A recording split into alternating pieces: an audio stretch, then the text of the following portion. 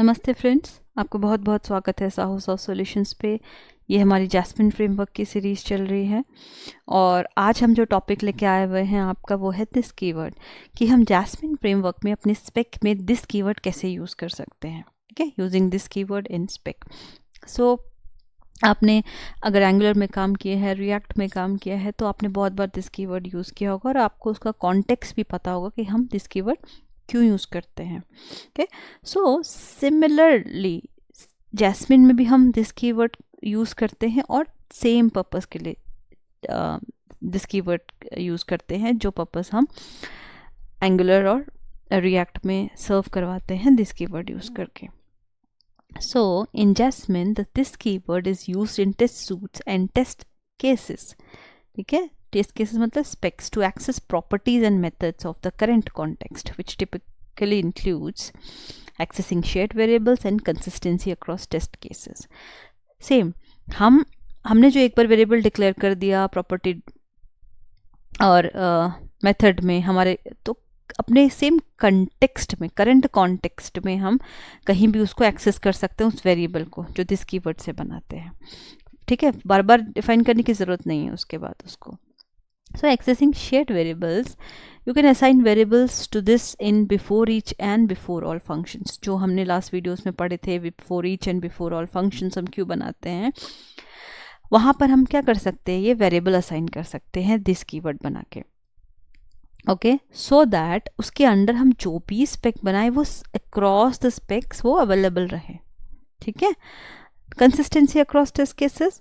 So by using this you maintain consistency across all test cases within a describe block. एक describe block, उसके अंदर multiple spec बनेंगे, right. So वहाँ पर हम अपनी कंसिस्टेंसी मेंटेन कर सकते हैं। सेम नाम से वेरिएबल, वो आपको सेम वैल्यू होल्ड करेगा, उसको आप फिर आगे यूज़ कर सकते हैं। एनी वेरिएबल्स और helper methods store on this automatically available across all specs without needing to redefine them.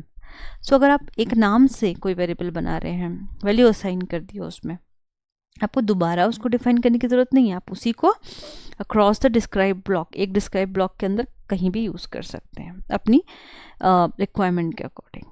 ठीक है, सो कंक्लूजन क्या निकला, अगर आपको इंटरव्यू में पूछा जाता है दिस कीवर्ड का यूज़ बताइए जैस्मिन फ्रेमवर्क में, क्यों यूज़ करते हैं, कैसे यूज़ करते हैं, तो क्यों यूज़ करते हैं कैसे बोलेंगे आप, पॉइंट टू पॉइंट बोलेंगे आप इंटरव्यू में। ठीक है, कोड रीयूजेबिलिटी के लिए, क्लीनर टेस्ट केसेस लिखने के लिए और कंसिस्टेंसी मेंटेन करने के लिए। फाइन, सो कोड रीयूजेबिलिटी मतलब store shared variables and function on this to avoid redundancy across your test cases। कहीं कहीं पे वेरिएबल अलग अलग ना हो हमारे, redundancy मतलब, ठीक है, सेम रहें, इसलिए हम, और ताकि हम उनको रीयूज़ कर पाएँ। ठीक है, इसलिए क्लीनर टेस्ट। अब आप बताइए, देखिए, this helps you structure your test in a cleaner and more maintainable way, specially setup and tear down logic. आप बताइए, अगर आप एक ही नाम से अगर आप यूज़ कर रहे हैं वेरिएबल, उसका यूज़ कहीं और भी आगे दूसरे फंक्शंस में, कितना आपका कोड क्लीन हो जाएगा। अगर आप एक ही नाम से लिख रहे हैं, बहुत इजी टू अंडरस्टैंड भी रहेगा, right. Consistency, by using this the data and methods you define are available across all spec, जो भी हम बात कर चुके थे, पूरे स्पेक में अवेलेबल रहेगा सेम वेरिएबल, और उसमें जो वैल्यू असाइन करी वो भी, right, with in the same describe block, जो कि हमें क्या अचीव करेंगे, जिससे कंसिस्टेंसी, इट प्रोवाइड्स कंसिस्टेंसी। ठीक है, होप आपको यहाँ तक समझ में आया है। इसका डायरेक्ट यूज़ हम अपने प्रैक्टिकल में करके देखते हैं, देखिए। ठीक है, सो हमने फॉर्मूला spec.js में काम किया था लास्ट वीडियोस में।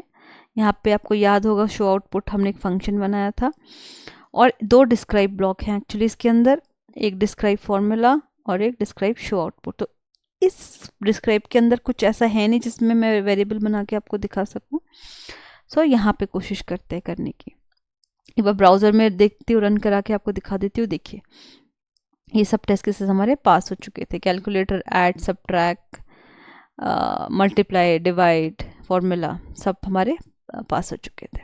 ठीक है, अभी हम यहाँ पे क्या कर सकते हैं, कोई वेरिएबल हमें डिफाइन करना है, ठीक है। अब वेरिएबल आपको सेम क्या दिख रहा है, देखिए एलिमेंट दिख रहा है, तो अभी हम इसको दिस लगा के इसको डिफाइन करेंगे। तो मैं क्या कर सकती हूँ, इसको मैं अभी यहाँ पे कमेंट कर देती हूँ। अब मेरे पास आया नेक्स्ट एलिमेंट, ठीक है, इसको मैंने बोल दिया कॉन्स्ट, ठीक है, कॉन्स्ट बोल दिया। अब क्या करेंगे, this dot element is equals to, मैं ये एलिमेंट इसके अंदर पूरा डाल देती हूँ, ठीक है, पूरा मैंने डाल दिया। अब इसको आप throughout the spec use कर सकते हैं नीचे, ठीक है। तो यहाँ पे हमने इस एलिमेंट में क्या किया था, हमने इसको बोला था क्रिएट एलिमेंट डिव, एक एलिमेंट बना दो डिव करके, और उसके बाद नेक्स्ट में क्या, इस एलिमेंट में हम आप हमें आईडी सेट कर दो आउटपुट, ठीक है। इसको अभी हम ठीक है, यहाँ तक देखिए। अभी देखिए document dot body append child element ही रहेगा, अभी तक दिस आया नहीं है। उसके बाद मैंने बोल दिया this dot element, this dot element में आप ये एलिमेंट डाल दो, अब जितना भी आपने रेडी किया यहाँ तक का, ये सारा उठा के डाल दो। फाइन, चलिए अब इसको हम रिफ्रेश करके देखते हैं। आ गया error, add result to the DOM element, ठीक है, किसमें, add result to the DOM element, यहाँ पर। क्यों, क्योंकि उसको एलिमेंट मिल रहा है। अब हम बोल रहे हैं एक्सपेक्ट एलिमेंट इनर टेक्स्ट। अब ये जो एलिमेंट बना आपका, इसका इनर टेक्स्ट 100 होना चाहिए, लेकिन कौन सा, अब तो ये इसको रेफर नहीं करेगा ना, क्योंकि मैंने लेट हटा दिया यहाँ से। अब हमें बोलना पड़ेगा दिस डॉट एलिमेंट, देखिए पास हो गया, ठीक है, पास हो गया। इस तरीके से हम कहीं भी इसको यूज कर सकते हैं। आई बात समझ, थ्रू आप एक और इट ब्लॉक बनाइए, उसके अंदर भी आप यूज करिए, ठीक है। इसके अंदर यूज करके आप देखिए, आपका होमवर्क है, ठीक। और कहीं भी कुछ इश्यू आता है हमारे कमेंट बॉक्स में कमेंट करिए, नहीं तो एक और इट ब्लॉक बनाइए ऐसे, और इसके अंदर अब दिस यूज करके देखिए, ठीक है। आई होप ये आपको समझ में आया होगा। अगर आपने एंगुलर और या रिएक्ट में या व्यू में कहीं भी दिस कीवर्ड यूज़ किया है, आपको उसका कंसेप्ट पता है, तो सेम यहाँ भी वही कंसेप्ट होता है।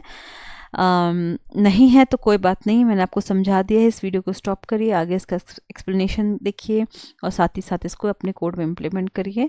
बहुत ईजी है, आपको बहुत आसानी से समझ में आ जाएगा, ठीक है। फिर भी कोई इशू है तो हमारे कमेंट बॉक्स में कमेंट करिए, और हम उसका ज़रूर रिप्लाई करेंगे फ्रेंड्स। तो मिलते हैं नेक्स्ट वीडियो में इंटरेस्टिंग एक टॉपिक के साथ। तब तक के लिए थैंक यू सो मच। हमारे वीडियो को लाइक करिए, सब्सक्राइब कीजिए हमारे चैनल को, ठीक है। Thank you and happy learning.